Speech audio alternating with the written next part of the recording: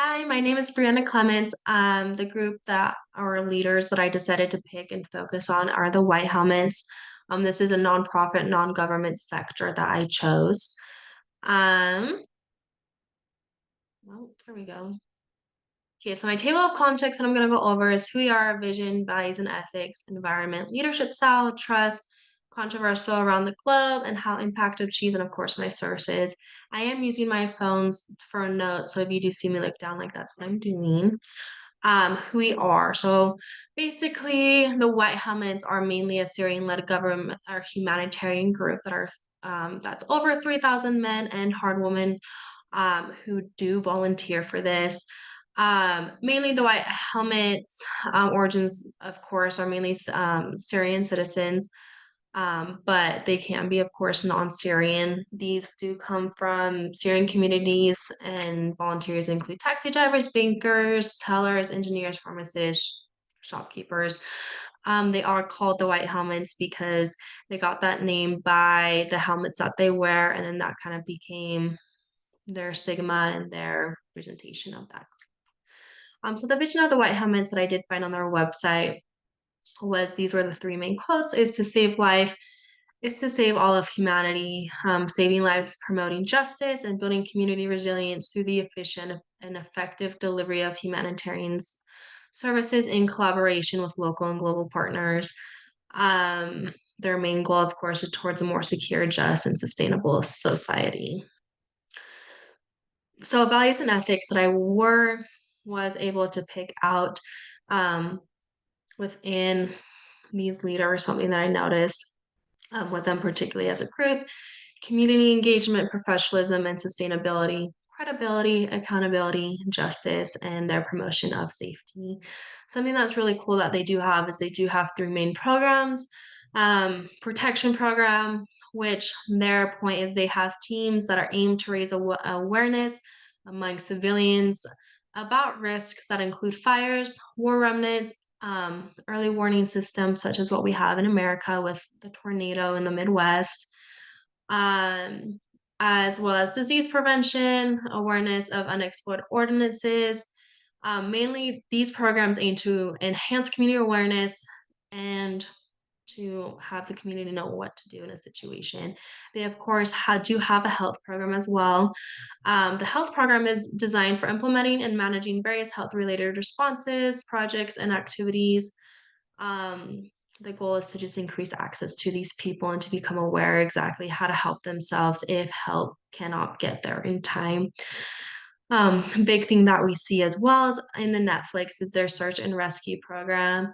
Um, Basically, it's to teach exactly how to search for people in the safe way to keep the people that they are rescuing safe and themselves safe as well.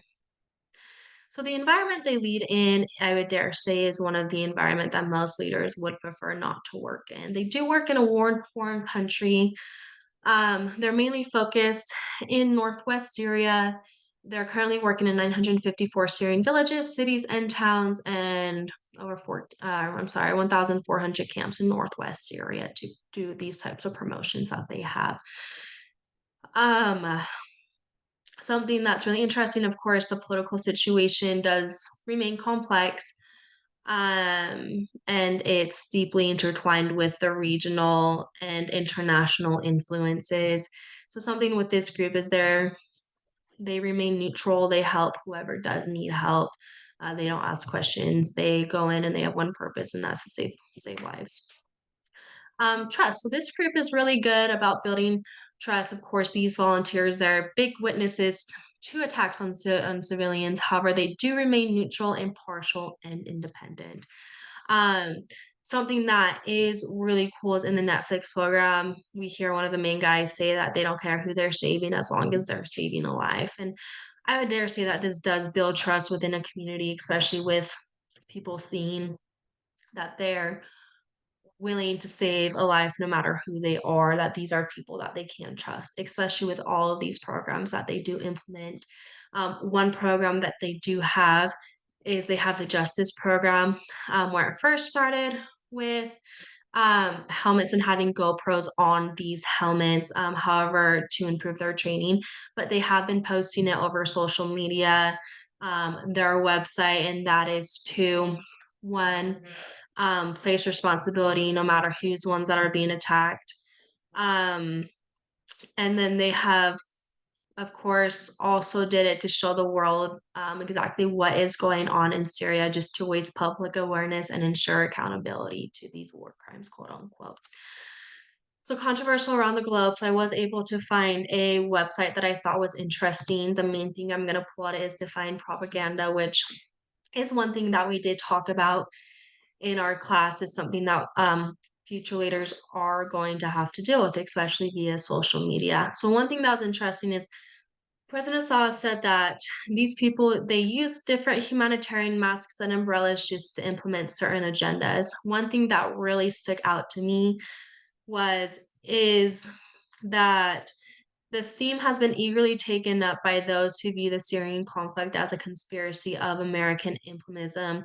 And it has been said that the White House does receive funds from the U.S. government agency of international development. This, of course, is neither confirmed or denied by the White Helmets group.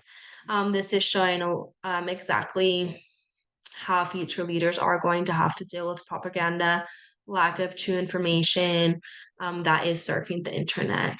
So how the group achieves impact. Um, Values of the leader slash leaders, just kind of the things that went over that they do have an outreach specifically to the community, and there are people who all volunteering and who do uphold these values. Of course, action speaks louder than words. There's over 3,000 volunteers who are more than willing to help these people. Um, People donate time, people donate money to this group because they do trust this group. And then, of course, an unbiased perspective, which is something that I would dare say every leader needs to be able to see other people's points as views to be able to relate to these people. Um, this sector specifically, I feel like this group, leader group, is something that really stuck out to me because they do have all of the values that a leader does need to flourish in this sector. And these are my sources. Thanks.